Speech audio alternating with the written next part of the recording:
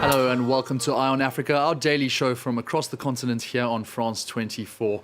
Coming up, Kenya's President William Ruto says East African troops will enforce peace in Eastern DRC. The region has been in the grip of an offensive by the M23 armed group, but they are set to be met by an offensive sent by Nairobi, with 900 Kenyan soldiers recently arriving in the volatile area. Then South Africa's Supreme Court of Appeal has ruled that former President Jacob Zuma was unlawfully given medical parole from a jail term last year, and he should now return to prison to complete his sentence. And with the COP27 summit now at a close, developing nations are reflecting on the outcome of the talks. While wealthy countries have made financial promises, their implementation remains unclear. Thank you for joining us. The two-week COP27 climate talks in Sharm el-Sheikh, Egypt, had at times appeared to teeter on the brink of collapse. However, on Sunday, they finally delivered on a fund for loss and damage caused by climate change on developing nations. To discuss the outcomes of those talks, I earlier spoke to the director of the African Center for Climate Change and Development, Professor Chukwumerije Okereke. What was achieved at Sharm el-Sheikh is a breakthrough, is a landmark achievement. Recall that even just before we went to COP27, many of us were actually doubtful as to whether we could get loss and damage on the agenda. And to move from a point where we not only got it into the agenda, but managed to agree a fund, I think is historic. Is something to celebrate. And for me, what is important is not just the money, but the fact that the agreement to set aside some money for loss and damage begins to rebuild the trust and the confidence that many poor countries have on the system. Because for a long time, we've been carrying the burden of climate change, and we'll be crying out our hearts for rich countries to recognize that we're already enduring a catastrophic impact of climate change, and it's only taking the last minute of the day for this fund to be agreed. So I am happy, but it remains to be seen how it will be implemented. There are so many uncertainties, and we have to welcome this with cautious optimism. Cautious optimism, the message rather. Kenyan President William Ruto held talks with DRC President Felix Tshisekedi on Monday over the ongoing advances of the M23 rebel group. Ruto said Kenyan troops would be deployed to the country's far east on an ongoing basis in hopes of helping the Congolese authorities quell mounting instability in the region. France 24's Laurent Bechstecker has the story.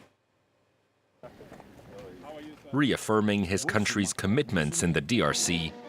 On his first official visit to Kinshasa, William Ruto told Congolese authorities they could count on Kenya's support in their fight against the M23. Kenya will play its role. We are rolling out the deployment of our troops in the areas that have been agreed between the government of DRC and the East Africa region. In September, the East African community agreed to set up a joint force to help combat the M23 insurgency. Kenya will now be deploying 900 troops in the DRC, with the first batch of soldiers already arriving last week. This as the M23 made further headway over the weekend, capturing several villages north of Goma. The fighting sent residents fleeing towards the regional capital, where many sought treatment in hospitals and health centers. There were fears more civilians had been caught in the crossfire, but remained stuck in combat zones. There are wounded people in the conflict area, but they cannot get through the front line to get here. We also received information that health structures had been looted. While the M23 insurrection reignited regional tensions between the DRC and neighboring Rwanda, it also brought the East African community together. It's the first time the bloc is sending troops to a member state, reflecting William Ruto's comments he would do whatever it takes to bring back stability in North Kivu. Mali's junta announced on Monday a ban on the activities of NGOs funded or supported by France, including humanitarian groups. Interim Prime Minister Colonel Abdoulaye Maïga justified the move, calling it a response to France having stopped development aid for Mali. South Africa's Supreme Court of Appeal ruled on Monday that a decision to release former President Jacob Zuma on early medical parole was unlawful and that he should return to prison to finish his jail term. The 80-year-old was sentenced to 15 months in prison after ignoring a court order testifying at a government inquiry into widespread corruption during his presidency. To expand further on this latest ruling, let's get a few words from our correspondent in South Africa, Nadine Theron. The Supreme Court of Appeal ruled that former South African President Jacob Zuma has not finished serving his prison sentence yet. On Monday, the court upheld the ruling made in December 2021 that Zuma's release on medical parole in August that year was unlawful and unconstitutional.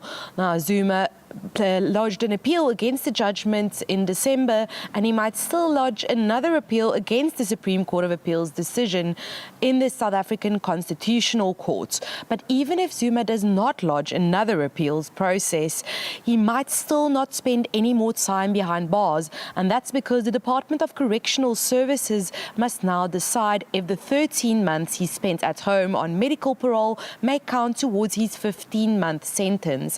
That department is studying the judgment and said it will revert with the way forward soon.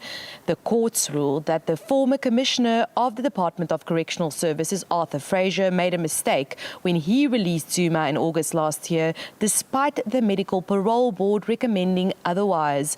The reasons behind Fraser's decision and Zuma's medical condition remain a mystery.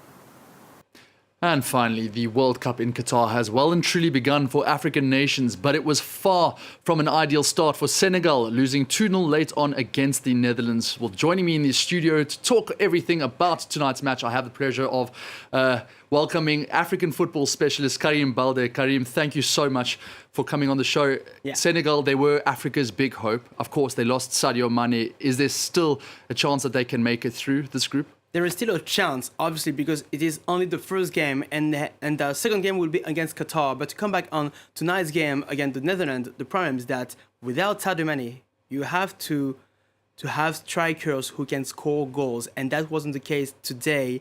We saw Boulaïdia, for example, we saw Ismail Assar creating some chances, but that wasn't enough, and they have to step up if they want to fulfill the Sadio Mane's loss. But in this game, the main issue for me is not about Sadio Mane. It is, obviously, but when we see the lack of consistency by two of the best players, which are Edouard Mendy, the goalkeeper, and Kalidou Koulibaly, the defender, and as we call him, the Minister of Defense in Senegal, it's problematic, I think, for the following games in this competition. Leaves a lot to be desired. You need that defense to really shore up if you are going to go far in these tournaments. What can African teams do as a whole? Because you've seen the groups that they're in. Yeah. Senegal has already suffered a first loss, but it was against the Netherlands. Yeah.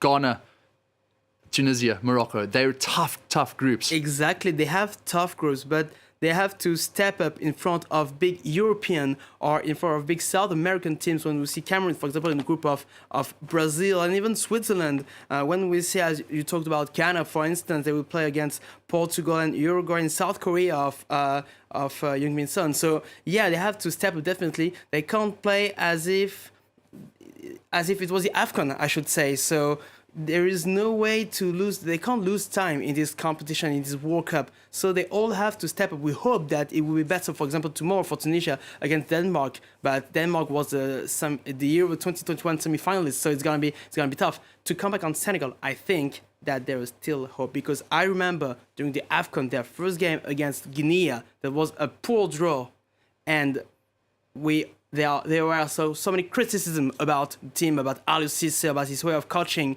but they get better and better in that competition, and finally they won the title. So we hope that Senegal will step up. A slow burner, basically, what you're saying. Yes, they just exactly. ease their way into the tournament. We saw that as they won the AFCON earlier and against Egypt in the final. What do you see the result being against Qatar in the next round of games with Senegal?